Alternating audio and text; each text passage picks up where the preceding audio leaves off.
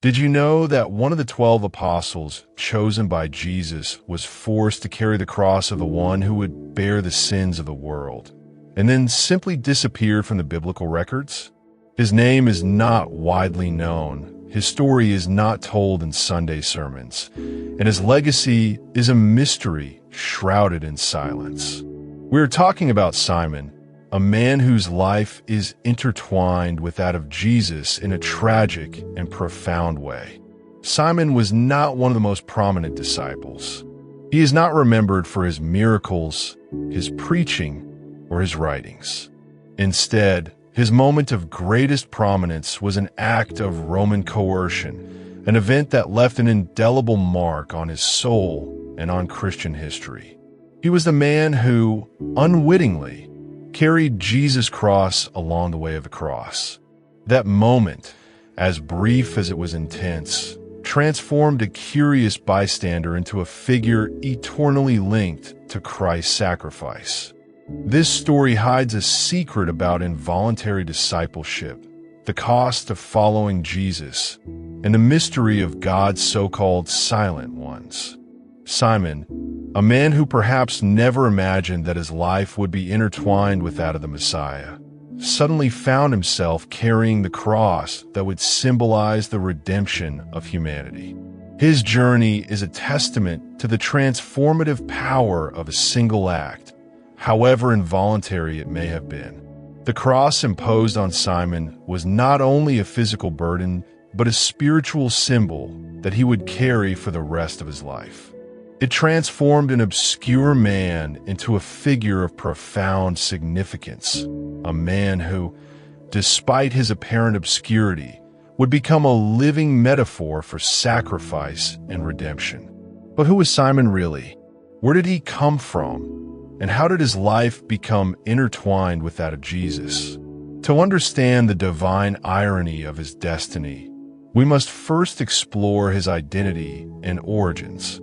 Only then can we appreciate the depth of his calling and the symbolic weight of his single, yet undeniable, moment of glory. To introduce Simon the Zealot, or Simon the Canaanite, is to delve into one of the most intriguing characters in the New Testament.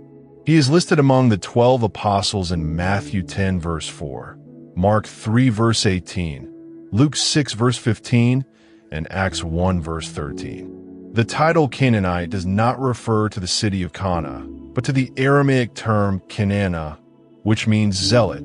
This suggests that Simon had a prior association with the Jewish nationalist movement that preached violent resistance against Rome. Simon's transformation from a former zealot, accustomed to carrying arms for political freedom, to a follower of the Prince of Peace, is a profound and significant contrast.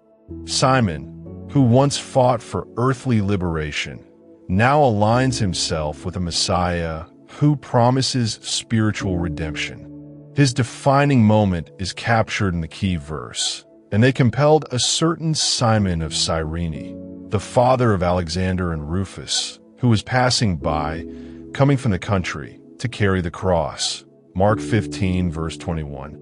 This forced act on the streets of Jerusalem would carry much greater theological significance than anyone could have imagined.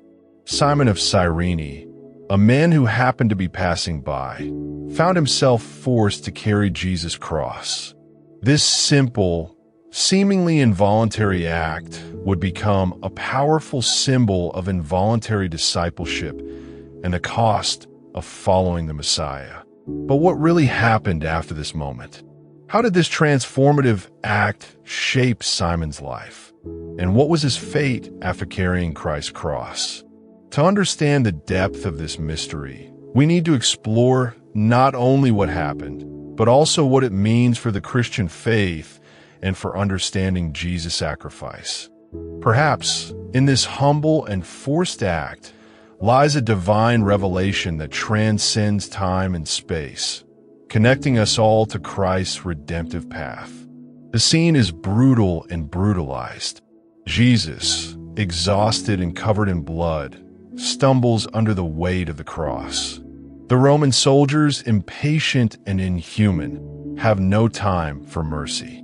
They must fulfill their mission, and Jesus' crucifixion must proceed according to schedule. Suddenly, they spot Simon, a man casually passing by, coming from the countryside. Without hesitation, they grab him and force him to carry the cross. Simon, a Jew from the diaspora of Cyrene in North Africa, was probably in Jerusalem for Passover. He was not a known disciple, just a stranger in the Holy Land. But in an instant, his life changes forever. The irony is profound. Simon, whose name means to hear, is forced to carry. He, an outsider, is dragged into the center of the drama of redemption. The wood of execution is placed on his shoulders, and he feels the physical weight of the cross that would symbolize the spiritual burden of humanity's sins. Simon, who may have been watching from afar, suddenly has a much closer and more personal view of the crucifixion. He is forced to participate in the most traumatic event in history, a living witness to Jesus' suffering. This forced encounter with the cross may have had profound and transformative consequences for his life and that of his family.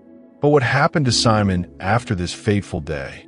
How did this transformative moment shape his trajectory and that of his children, Alexander and Rufus, mentioned in Mark 15, verse 21, seem to have followed in their father's footsteps, becoming important figures in the early Christian community. This encounter with the cross may have been just the beginning of a journey of faith and redemption that would span generations. Simon of Cyrene, a man who may never have imagined being part of the biblical narrative, became a central figure, a symbol of involuntary discipleship and divine transformation.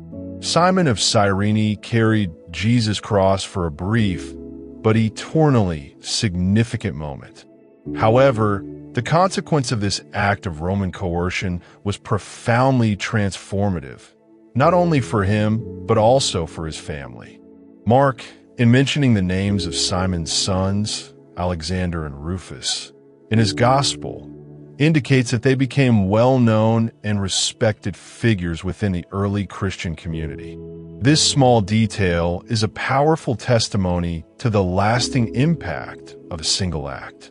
In Romans 16, verse 13, Paul greets Rufus, elects him in the Lord, and also mentions his mother, who became a mother figure to him. Tradition and many scholars believe that this Rufus is the same son of Simon, suggesting that the father's experience of carrying the cross led the entire family to faith. The family of Simon of Cyrene became a prominent family, even serving Paul as a kind of spiritual mother. This transformation is a testament to the redemptive power of Jesus' suffering and sacrifice. The cross that Simon carried became a symbol of faith and redemption, not only for him, but for his entire family. But Simon's story transcends his single act. He becomes a powerful archetype for every disciple, an example of how a moment of coercion and suffering can be transformed into a divine calling. Simon of Cyrene is more than a name mentioned in the Gospels. He is a living symbol of the transformative power of faith in Christ's sacrifice. His story is an example of how, even in the most adverse circumstances, God's grace can work toward redemption and transformation. We have reached the climax of the narrative, where the true dimension of Simon's story is revealed. Simon of Cyrene is not just a secondary character in the Gospels. He becomes the archetype of every disciple of Christ. His story illustrates fundamental truths of the Christian calling. The unexpected encounter with Jesus' cross is the starting point. Like Simon, our encounter with Jesus is often unplanned. It is a divine interruption in our routine. He was passing by, coming from the country, without imagining that his life would be changed forever. The cross is imposed, not chosen. Jesus said, "If anyone would come after me, he must deny himself and take up his cross and follow me." Mark 8, verse 34. Simon's cross was not something he chose. It was placed upon him. Discipleship begins when we accept the cross God gives us, not the one we invent. Simon carried Jesus' cross, and this reminds us that we are called to bear one another's burdens. Galatians 6, verse 2. Carrying another's cross is an act of service and love, lightening the burden of our neighbor and participating in the sufferings of Christ. Simon of Cyrene is the shadow of every believer who is compelled by grace to participate in the sufferings of Christ, finding in forced obedience a liberation and an eternal legacy. But what is the practical application of this story for us today? What cross are we being called to carry? How can we, amid divine interruptions to our routines, accept the cross God gives us and move forward, carrying not only our own burdens, but also those of others? These are questions that invite us to reflect deeply on our calling and our role in Christ's narrative of redemption. Simon's life invites us to reflect on the divine interruptions and unexpected burdens that come our way. What unexpected cross has God placed on your shoulders? It may be a family care responsibility, a health trial, or a ministry responsibility you did not seek. These situations often take us by surprise, and the temptation to reject them is great. We see these burdens as accidents or injustices, when in fact they may be God's tool to bring us closer to Him and serve others. Simon's story teaches us that true discipleship often begins not at an altar of decision, but on a dusty road of shared suffering. By carrying Jesus' cross, Simon not only participated in the most traumatic event in history, but also found a deeper purpose. His forced obedience turned into a liberation and a legacy of faith that would bless generations. Just as Simon's family became an example of faith and service, our unexpected burdens can generate a legacy of blessings that will transcend our time.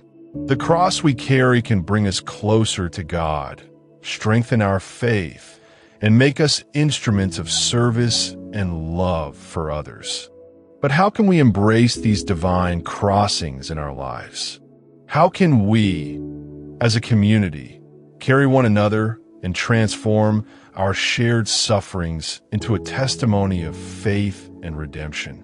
Let us reflect on these questions and prepare ourselves for a calling that will unite us in our journey of faith.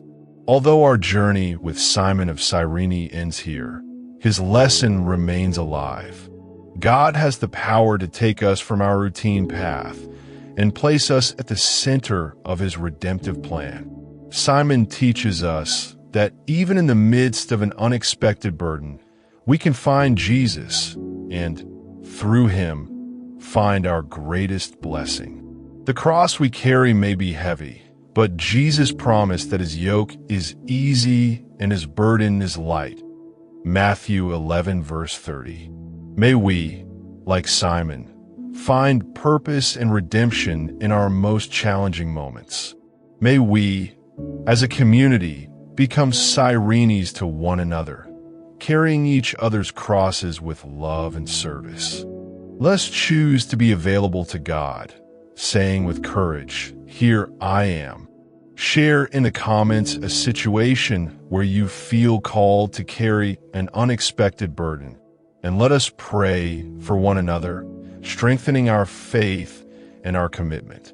May God bless us with courage, service, and a heart willing to be interrupted by Him. And as we carry our crosses, may we encounter the transforming presence of Jesus, our Savior and Redeemer.